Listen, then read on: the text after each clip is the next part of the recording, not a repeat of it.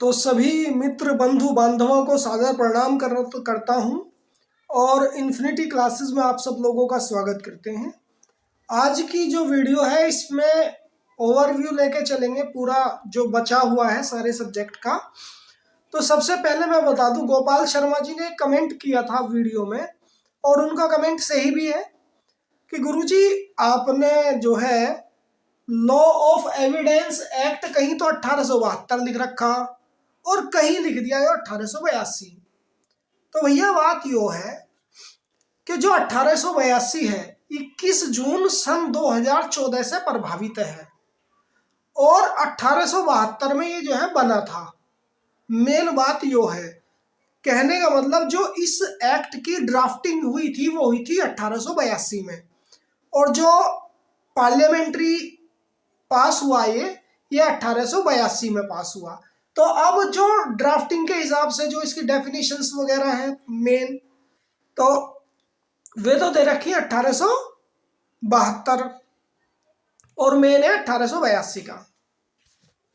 इस कड़ी में सबसे पहला जो हमारा पॉइंट है वो है एक क्वेश्चन जो अभी तक नहीं कराया गया है, कई क्वेश्चन कराने हैं। जैसे सवाल है कि कौन व्यक्ति साक्ष्य देने के लिए सक्षम है? क्या एक बालक, एक व्यक्ति या एक पागल सक्षम साक्षी हो सकता है? क्या एक पत्नी अपने पति के विरुद्ध साक्ष्य देने में सक्षम है या सक्षम साक्षी हो सकती है अपने पति के विरुद्ध? तो जैसे सबसे पहले यहाँ सवाल है कि कौन व्यक्ति सक्षम साक्षी होगा या कौन व्यक्ति साक्ष्य देने के लिए सक्षम है। तो सबसे पहले मैं बता दूं कि गवाहों की जो सक्षमता होती है उसका जो अर्थ होता है वो क्या होता है। गवाहों की सक्षमता का जो अर्थ है वो किसी व्यक्ति का न्यायालय में गवाही देने के लिए सक्षम होना है।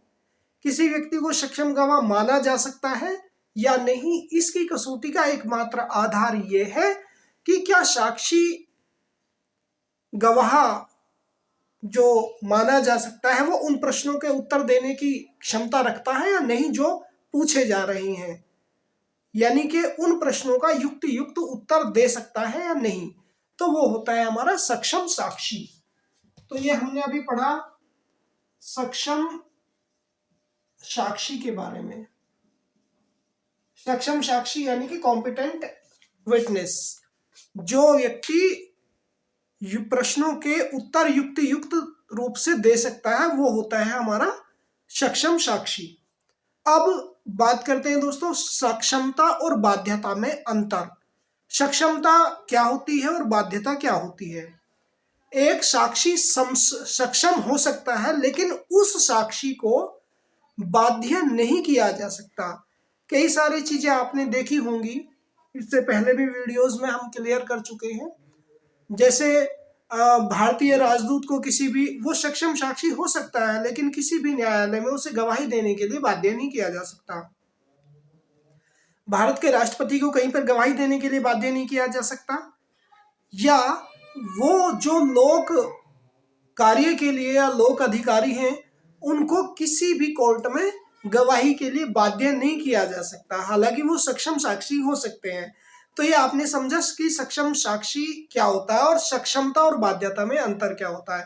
भाई सक्षमता तो वो होती है जहां पर एक साक्षी साक्ष्य देने के लिए सक्षम है और बाध्यता वो होती है कि जो व्यक्ति मतलब प्रश्नों के उत्तर देने के लिए बाध्य है, यानी कि अगर विशेष परिस्थितियों में न्यायालय द्वारा किसी व्यक्ति को गवाही देने के लिए बुलाया जाता है तो वो व्यक्ति जो है बाध्य होता है, अदरवाइज बाध्यता नहीं होती। अब बात यह है दोस्तों कि कौन साक्ष्य दे सकता है। देखिए धारा 118 जो, अगर इसमें ये बात करें कि कौन साक्ष्य दे सकता है, तो इस बात को जो बता रही है हमारी, वो बता रही है धारा 118 एविडेंस लॉ की। तो इसमें बताता हूं, जो धारा 118 कहती है वो कहती है कि गवाहों की सक्षमता तो एक सामान्य नियम है और अक्षमता उसका अपवाद है। जो सक्षमता होती है वो सामान्य नियम होता है और अक्षमता उसका अपवाद होती है। यानी धारा 118 के अनुसार सभी व्यक्ति साक्ष्य देने के लिए सक्षम होंगे जब तक कि न्यायालय का यह विचार ना हो कि उस व्यक्ति को उससे किए गए प्रश्नों को समझना या उन प्रश्नों के युक्त उत्तर देने में कोई प्रॉब्लम है, कोई समस्या है, यानी कि या वो असमर्थ है। तो अदरवाइज सक्षम सभी लोग होंगे। ठीक है, क्योंकि धारा 118 ये कहती है कि एक पागल व्यक्ति भी गवाही देने के लिए सक्षम है, यानी कि साक्ष्य देने के लिए सक्षम है, वो अक्षम नहीं है। अगर वो अपने पागलपन के कारण उससे पूछे गए प्रश्नों को समझने या उसका युक्ति संगत उत्तर देने में असमर्थ है तो ही वो अक्षम माना जाएगा, अदरवाइज वो व्यक्ति जो है सक्षम है। यहाँ पर अगर हम बात करें दोस्तों कि एक बालक की सक्षमता के बारे में, तो जो बालक होता है, बालक की सक्षमता का मतलब ये होता है कि न्यायालय अपने विवेक से तय करेगा क्या वो बच्चा बातों को समझने में और प्रश्नों का युक्त उत्तर देने में समर्थ है या नहीं। तो बालक की सक्षमता का जो विचार है न्यायालय के विवेक पर निर्भर करता है। और दोस्तों अगर बात करते हैं मूक साक्षी की सक्षमता, मूक यानी कि जो बोल नहीं सकता, गूंगा है ना, तो गूंगा व्यक्ति भी सक्षम गवाह है न्यायालय के अनुसार। अगर वो व्यक्ति पढ़ा लिखा है, जो गूंगा व्यक्ति है, वो लिखकर अपने जो साक्ष्य है उनको प्रस्तुत कर सकता है या अन्य संकेतों के द्वारा वो उन साक्ष्यों को न्यायालय के सामने प्रस्तुत कर सकता है, तो गूंगा व्यक्ति यानी कि मूक व्यक्ति भी सक्षम साक्षी होता है। और पागल व्यक्ति का मैंने बताया ही है कि धारा 118 के अनुसार पागल व्यक्ति भी एक सक्षम साक्षी होता है, जब तक कि वो अपने पागलपन के कारण प्रश्नों के जो उत्तर है वो युक्त देता है, तब तक वो सक्षम साक्षी होता है। अगर वो प्रश्नों को न समझ पाए तो वो सक्षम साक्षी नहीं होता। अब दोस्तों एक सवाल खड़ा होता है हमारे सामने कि क्या किसी दीवानी या आपराधिक मामले में पत्नी को पति के विरुद्ध साक्ष्य देने के लिए बाध्य किया जा सकता है। इसका जो उत्तर देते हैं हम देते हैं, रुको, जैसे कि प्रश्नगत है कि साक्ष्य देने के लिए क्या दीवानी या आपराधिक मामले में पत्नी को पति के विरुद्ध साक्ष्य देने के लिए बाध्य किया जा सकता है। तो जो इसका उत्तर है वो धारा 122 है। धारा 122 क्या कहती है? धारा 122 कहती है कि जो सामान्य नियम है वो ये है कि पति या पत्नी का वैवाहिक काल में दी गई सूचना को एक दूसरे के विरुद्ध प्रकट करने के लिए बाध्य नहीं किया जा सकता। यानी कि जो वैवाहिक काल के दौरान पति या पत्नी के साथ में जो संसूचनाएं हैं उनको एक दूसरे के विरुद्ध प्रकट करने के लिए बाध्य नहीं किया जा सकता।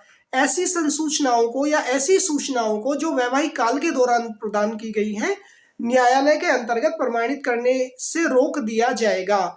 इसी के साथ साथ कुछ एक चीजें हैं, जैसे धारा 120 के अंदर में, धारा 120 ये जो है इसका अपवाद है। जैसे दीवानी मामले हैं, दीवानी मामले में क्या होता है कि जो दीवानी मामले में एक दूसरे के विरुद्ध जो है साक्ष्य देने के लिए बाध्य नहीं किया जा सकता, लेकिन वो दे सकते हैं। और आपराधिक मामले में यानी कि दीवानी और आपराधिक मामले में वो एक दूसरे के विरुद्ध अपनी सूचनाएं प्रदान कर सकते हैं बिना किसी बाध्यता के। क्योंकि कई बार ऐसा होता है कि मारपीट का काम चलता है, पति पत्नी के बीच मारपिटाई हो जाती है, दीवानी न्यायालय तक चला जाता है, या दहेज उत्पीड़न से रिलेटेड जो भी मामले होते हैं, चाहे वो दीवानी हो या आपराधिक हो, इन मामले में एक दूसरे के विरुद्ध वो साक्ष्य दे सकते हैं, परंतु उन्हें साक्ष्य देने के लिए बाध्य नहीं किया जा सकता। ये ध्यान रखने वाली बात है। इसी क्रम में दोस्तों हमारा अगला जो प्रश्न है, अगला प्रश्न हमारा होता है साक्ष्य का अनुचित ग्रहण या अग्रहण क्या होता है। देखिए साक्ष्य का जो अनुचित ग्रहण या अग्रहण होता है उसको धारा 167 के अंदर में डिफाइन किया जाता है। तो ये जो धारा 167 है ये कहती है कि साक्ष्य का अनुचित ग्रहण या अग्रहण होता है वो नवीन विचारण के लिए नहीं होगा, यानी कि किसी मामले के नए ट्रायल के लिए वो एक्सेप्ट नहीं होगा, क्योंकि धारा 167 के अनुसार साक्ष्य का अनुचित ग्रहण या अग्रहण अपने आप ही किसी मामले में नवीन विचारण के लिए या किसी निर्माण के उलट जाने के लिए आधार नहीं माना जाता। यदि उस न्यायालय को जिसके सामने ऐसा प्रश्न उठाया गया है या उसको लगता है कि ऐसा हुआ है या वो अनुचित आग्रहित हुआ है, तो या उसमें कोई फेर बदली हुई है, तो वहां पर वो केवल अपील कर सकते हैं, यानी कि अपील या पुनरीक्षण के मामले में। क्योंकि ये सामान्य सिद्धांत भी है।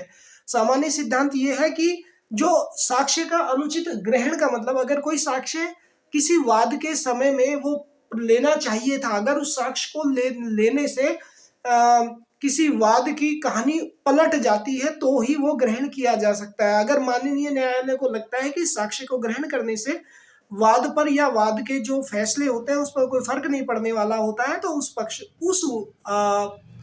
क्या कहते हैं उस दशा में वो उसको ग्रहण नहीं करता। ठीक है, अगर फिर भी किसी वादी को लगता है या प्रतिवादी को लगता है जो फैसला है उसके खिलाफ था, या अगर ये अनुचित साक्ष्य जो है अनुचित ग्रहण किया गया था या अग्रहण किया गया था, तो इन दोनों दशा में वो अपील कर सकते हैं किसी ऐसे न्यायालय में जो उस न्यायालय के उन्हें मतलब न्यायोचित नहीं लगता है, जो फैसला उस न्यायालय का उनको न्यायोचित नहीं लगता है, तो उस दशा में वो अपील या पुनरीक्षण की कार्यवाही को मतलब सुचारू रूप से चालू कर सकते हैं। यहाँ पर एक व्यक्ति हुए हैं जिनका नाम हुआ है स्टीफन्स ने कहा है कि साक्ष्य का जो अनुचित ग्रहण या अग्रहण है भारत में इसका कोई प्रभाव नहीं पड़ता है। ये कहते हैं कि भारत में अनुचित साक्ष्य के अनुचित ग्रहण या अग्रहण से कोई प्रभाव नहीं पड़ता है जब तक कि न्यायालय का यह विचार ना हो कि ऐसे साक्ष्य से मुकदमे का पासा उलट जाना चाहिए था। यानी कि इस दशा में न्यायालय को यह यकीन हो जाना चाहिए था कि जो वाद का जो पासा है वो उलट जाना चाहिए था। ठीक है, तो यहाँ पर भारत में स्टीफन्स के मत अनुसार कोई भी फर्क नहीं पड़ता। तो दोस्तों अब नया प्रश्न यहाँ पर उठता है कि क्या साक्ष्य का अनुचित ग्रहण या अग्रहण वाद चलाने का आधार बन सकता है।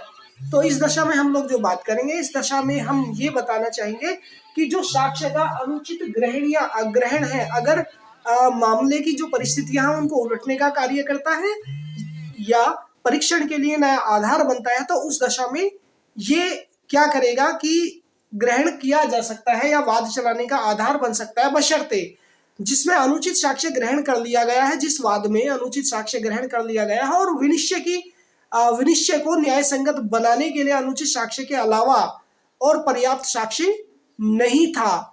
दूसरी कंडीशन ये होती है कि जिसमें साक्ष्य अनुचित रूप से अस्वीकार कर लिया गया है और निर्णय को बदला जा सकता था कि अगर वो साक्ष्य अस्वीकृत न होता तो निर्णय बदल जाता, तो उस दशा में ये वाद चलाने का आधार बन सकता है, यानी कि नवीन वाद का आधार बन सकता है अगर वो जो है युक्त होता है।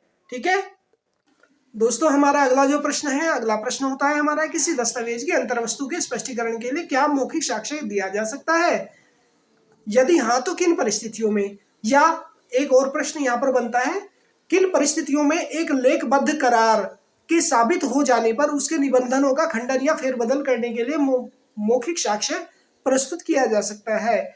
यानी यहाँ पर यह बताया गया है कोई लेखबद्ध दस्तावेज है, उसके स्पष्टीकरण के लिए क्या मौखिक साक्ष्य दिया जा सकता है, अगर हाँ तो किन परिस्थितियों में दिया जा सकता है। और दूसरी बात यह है कि किन परिस्थितियों में एक लेखबद्ध करार, अगर कोई रिटन एग्रीमेंट है तो उसके साबित हो जाने पर उसके निबंधनों का खंडन या फेरबदल करने के लिए मौखिक साक्ष्य प्रस्तुत किया जा सकता है क्या। देखिए यहाँ पर धारा 91 सेक्शन जो 91 है वो ये कहता है कि अगर जब संविदा की शर्तों को लिखित रूप में दिया जाता है तो उस संविदा के लिए लिखित साक्ष्य को ही पेश किया जाना चाहिए, ना कि मौखिक साक्ष्य को। यानी कि जहां पर संविदा की बात चलती है वहां पर क्योंकि संविदा ऑलरेडी लिखित में होती है और उसके स्पष्टीकरण के लिए जो साक्ष्य होना चाहिए वो भी लिखित साक्ष्य के रूप में होना चाहिए। जबकि यहाँ पर धारा 92 का जो कहना है, धारा 92 कहती है कि जब संविदा की शर्तें जो है किसी चीज को बेचने या लेने की होती हैं तो वो सारी चीजें जो उससे रिलेटेड दस्तावेज न्यायालय में पेश होनी चाहिए, क्योंकि अगर ऐसा नहीं होता तो उसके जितने भी उत्तराधिकारी होते हैं वो मौखिक साक्ष्य देकर संविदा की विषय वस्तु को बदल सकते हैं। यानी कि संविदा की विषय वस्तु का उनका जो मौखिक साक्ष्य है, मौखिक गवाही है, उनकी संविदा की विषय वस्तु के प्रतिकूल हो जाएगी या हेरा फेर कर सकते हैं या कुछ घटाना या कुछ जोड़ना उसमें कर सकते हैं। इसलिए जो मौखिक साक्ष्य है वो विल नॉट बी एक्सेप्टेबल।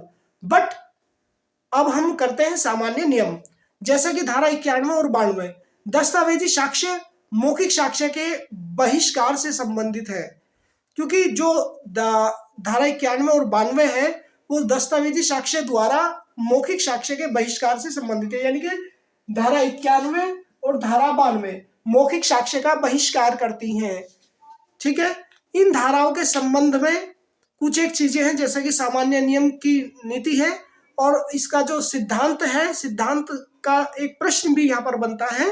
सिद्धांत इसलिए है कि जब सव्यवहार को लिखित रूप में दिया गया है तो वह दस्तावेजी उस सव्यवहार का उत्तम और एकमात्र साक्ष्य है, और ऐसे साक्ष्य को मौखिक साक्ष्य की तुलना में अधिक मूल्य दिया जाना चाहिए। यदि दस्तावेज के स्थान पर मौखिक साक्ष्य को ग्रहण कर लिया जाएगा तो ऐसा करना गैर कानूनी होगा। जब पक्षों ने स्वेच्छा से सव्यवहार को लिखित करार दिया है तो वे मान लेना चाहिए, और उनका तात्पर्य भी यही था कि लिखित दस्तावेज के आशय को पूर्ण रूप से स्पष्ट करेगा और लिखित रूप से भविष्य के किसी विवाद या विवादात्मक संभावना से छुटकारा मिल जाएगा। तो यहाँ पर ये था हमारा जो आपका प्रश्न था, क्या किसी दस्तावेज को किसी मौखिक साक्ष्य को दस्तावेज के स्पष्टीकरण के लिए वैलिड माना जाता है। तो धारा 91 और 92 के अनुसार यानी कि वो क्या होगा, उसका उत्तर होगा हमारा नहीं में। ओके, अब हम कुछ एक अपवाद देखते हैं कि यानी कि जो मौखिक साक्ष्य हैं उनको भी वैलिड माना जाता है। देखिए, दस्तावेज को अमान्य बनाने वाले तथ्य सबसे पहले हम बात करेंगे।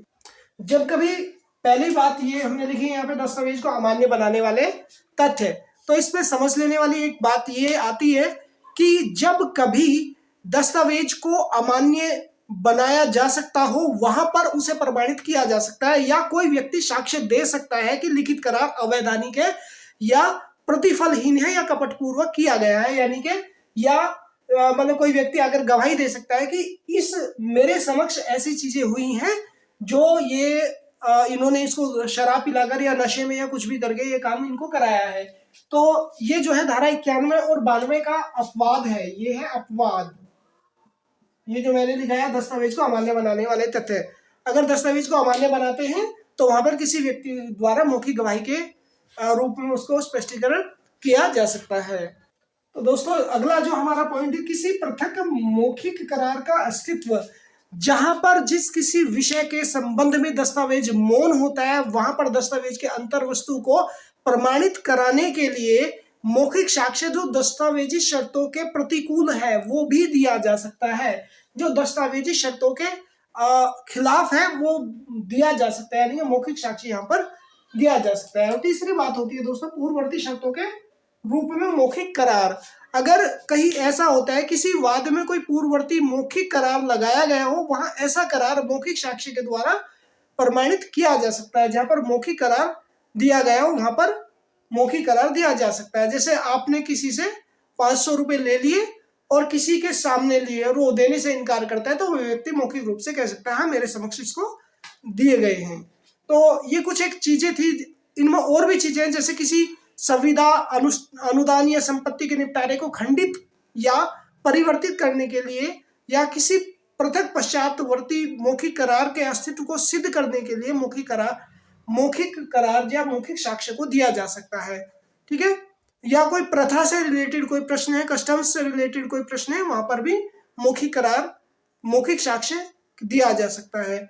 या कोई ऐसा दस्तावेज है जो मतलब दस्तावेज की भाषा या वर्तमान तथ्यों में से किसी से संबंधित है, वहां पे मौखिक साक्ष्य द्वारा उसको प्रमाणित किया जा सकता है।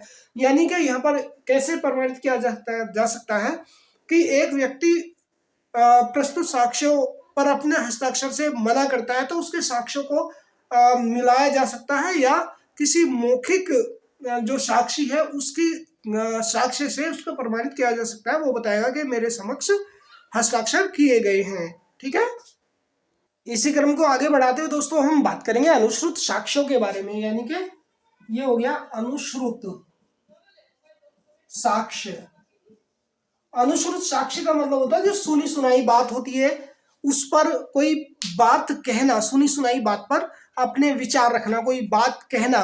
ठीक है, हालांकि एक चीजें मैं बता देता हूं, जो भारतीय साक्ष्य अधिनियम है उसके अंदर में अनुश्रुत साक्ष्य को कहीं भी परिभाषित नहीं किया गया है, लेकिन जो कुछ विधिवेत्ता है उन्होंने अपने विचार इस पर प्रकट किए हैं। जैसे एक मैं बता देता हूं यहाँ पर, टेलर के अकॉर्डिंग एक विधिवेत्ता है, टेलर उनकी परिभाषा में पढ़ता हूं, फिर मैं अपने शब्दों में बताऊंगा इसको। जो टेलर ने कहा है, टेलर भाई साहब ने कहा है कि अनुश्रुत साक्ष्य एक ऐसा साक्ष्य है जिसका श्रेय यद्यपि गवाह को दिया जाता है, किंतु संबंधित साक्ष्य का मूल्यांकन गवाह द्वारा न किया जाकर किसी अन्य व्यक्ति के द्वारा किया जाता है। ये टेलर ने बात कही है। और दूसरी बात दोस्तों, हम बात करते हैं प्रोफेसर बेस्ट की। ये कई बार आ चुके हैं प्रोफेसर बेस्ट, इसको एक बार पढ़ लेना है ना।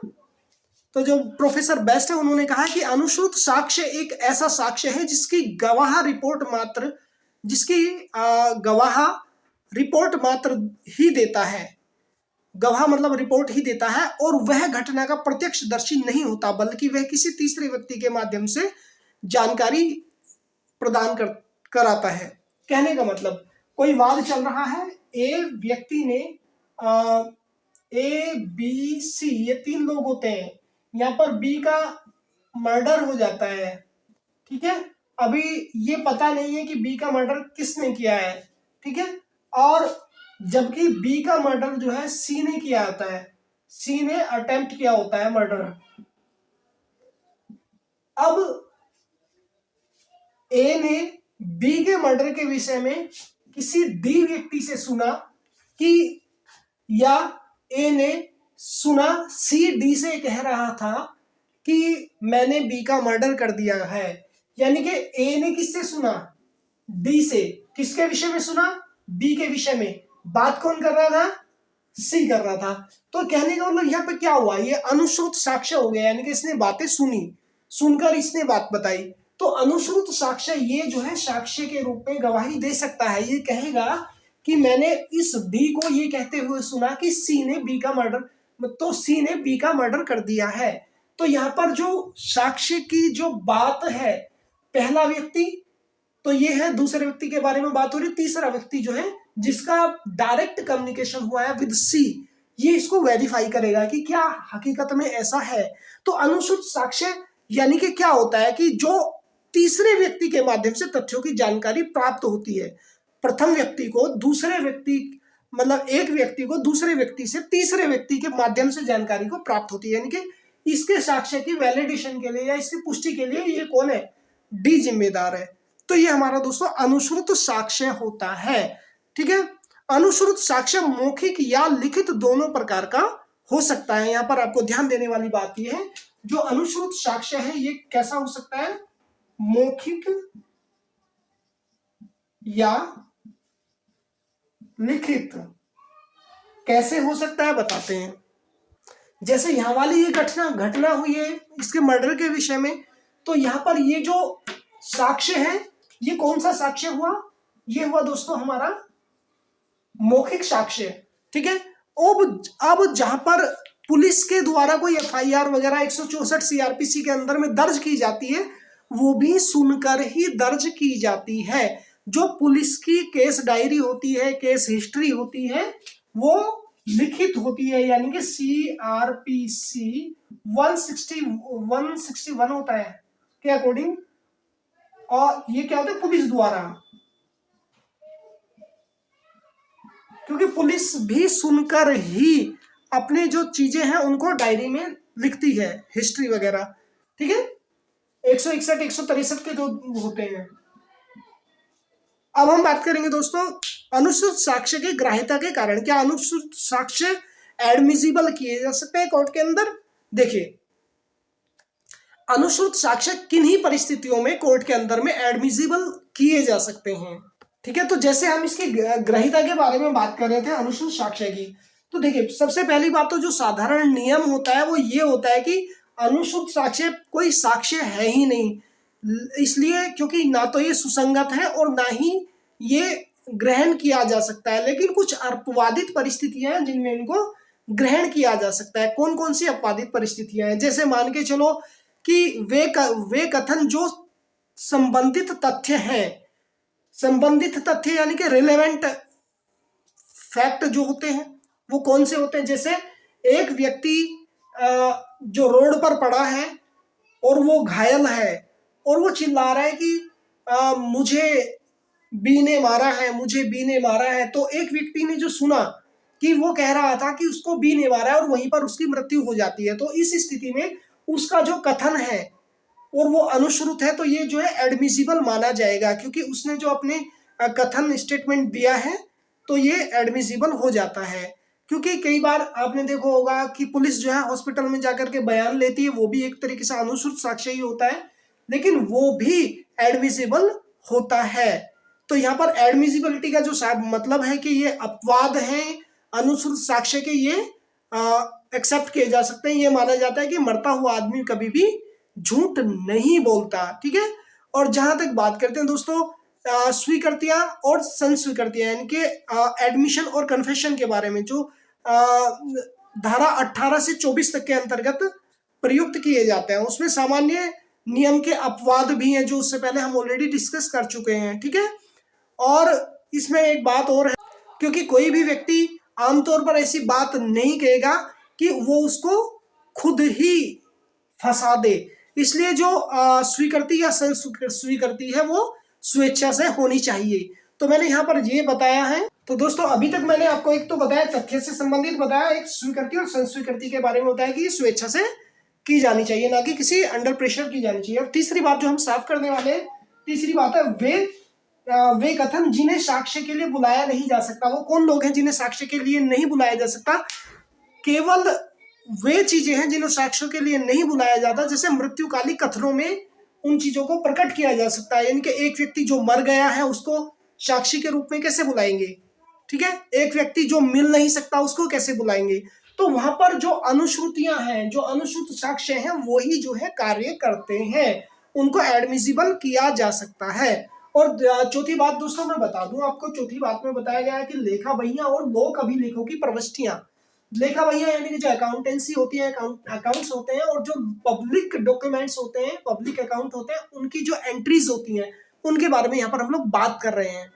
इसका मतलब ये होता है जो भी अकाउंट्स के अंदर में लिखा गया उन सब चीजों की जानकारी उस अकाउंटेंट को रही होगी, यानी कि वो जानकारी कहाँ से प्राप्त हुई है, किसी सीनियर अधिकारी से प्राप्त हुई है, तो वो सारी चीजें अनुश्रुत साक्ष्य के अंदर में आ जाती हैं, जो सुनकर किसी आदेश पर, किसी अपने सीनियर के कहने पर उन्होंने वो कार्य किया, वो कार्य कारित किया। अब यहाँ पर पांचवा और अंतिम पॉइंट के बारे में हम बात करने वाले हैं। ये है निवारक उपायों में ख्याति का साक्ष्य। जो निवारक उपाय होते हैं उनमें ख्याति का जो साक्ष्य होता है क्या होता है? फर्ज करो किसी व्यक्ति के द्वारा कोई ऐसा कार्य कारित किया गया है जिसके उस व्यक्ति के करने से उम्मीद नहीं थी, क्या ये व्यक्ति ऐसा कार्य कर सकता है, यानी कि उस व्यक्ति के विषय में जो विचार प्रकट होते हैं वो अनुश्रुत साक्ष्यों से ही प्रकट होते हैं। तो इस दशा में जहां पर मामला निवारक उपायों से रिलेटेड आता है और ख्याति के साक्ष्य की बात करती है, तो यहाँ पर भी अनुश्रुत साक्ष्य एडमिसिबल होता है। तो यहाँ पर तो अभी तो हमने बताया कि जो अनुश्रुत साक्ष्य होते हैं वो कहाँ कहाँ एडमिसिबल होंगे और कौन कौन से एडमिसिबल होंगे। अब हम ये बात करते हैं कि जो अनुश्रुत साक्ष्य मतलब कहाँ एडमिसिबल नहीं होंगे, क्योंकि जो अनुश्रुत साक्ष्य होते हैं, पहली बात तो वो सुनकर ही दिए जाते हैं, ये साक्ष्य शपथ के आधार पर नहीं लिए जाते, इसलिए ये साक्ष्य एडमिसिबल नहीं माने जाएंगे। किन्हीं पर जो अभी माने जाएंगे वो मैंने अपवाद बताया है, ठीक है। और ना माने जाने का कारण यह है कि क्योंकि शपथ पत्र पर तो होता ही नहीं है, ठीक है। और दूसरी बात, इस साक्ष्य की प्रति परीक्षा नहीं की जा सकती, यानी कि क्रॉस एग्जामिनेशन अनुश्रुत साक्ष्य का नहीं किया जा सकता, और ये एक बहुत वीक एंड कमजोर साक्ष्य होता है। अनुश्रुत साक्ष्य में जो ट्रायल होता है, विचारण होता है वो जरूरत से ज्यादा लंबा और दीर्घकालीन हो जाता है, यानी कि बहुत लंबा खिंच जाता है। और अगली बात अगर मैं बात करूं अनुश्रुत साक्ष्य के बारे में, कि इसकी स्वीकृति से जालसाजी को प्रोत्साहन मिलता है, कि कोई भी व्यक्ति किसी के विषय में कोई कुछ भी कह दे, जालसाजी ज्यादा बढ़ जाती है। और अंतिम बात मैं ये कहूंगा पॉइंट नंबर 6 के बारे में, कि यह साक्ष्य व्यक्तिगत जिम्मेदारी से नहीं दिया जाता, इसलिए यहाँ पर साक्षी के झूठ बोलने की संभावनाएं ज्यादा रहती है, इसलिए जो अनुश्रुत साक्ष्य है वो यहाँ पर ग्राह्य नहीं है, वो एक्सेप्टेबल नहीं माना जाता। तो दोस्तों इस तरह से जो आपके यूनिट के अंदर में जितने भी हमने क्वेश्चंस कराए हैं वो उनके भी यहाँ पे जो लॉन्ग क्वेश्चंस आपके कंप्लीट हो गए हैं। और जो एविडेंस लो है, एविडेंस लो के अंदर में आप इसको पार्ट 2 एंड 3 ये पार्ट देख लेना, इनसे आपके शॉर्ट क्वेश्चंस पूरे कंप्लीट हो जाएंगे, जो मतलब लॉ ऑफ एविडेंस एक्ट के अंदर में है। तो यहाँ पर अब हम आपके नया जो सब्जेक्ट है उसको लेकर आएंगे इसके बाद में, और वीडियो में कमेंट ज़रूर करना। तब तक के लिए मैं अंकित शर्मा आप लोगों से विदा लेता हूँ। नमस्कार, जय हिंद, जय भारत।